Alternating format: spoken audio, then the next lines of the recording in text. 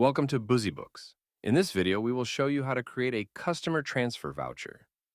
Any value added to or deducted from the customer balance that is not related to cash or bank transactions. If you want to deduct the amount from a customer account, select the deduction ledger in the first option and the customer ledger in the second option.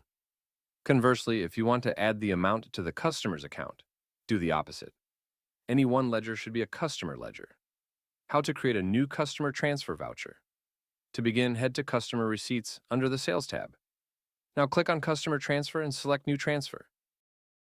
Enter the necessary details, including date, deduction ledger, and customer ledger. Enter the required amount.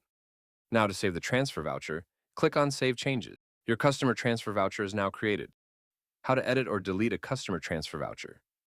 Now to edit the voucher, go to Customer Receipts, select Customer Transfer, and choose the customer transfer voucher that you want to edit. Click on the Edit icon. Edit the required details. Click on Save Changes. And now to delete the transfer voucher, click on the Delete icon. And you are done. Thank you for watching.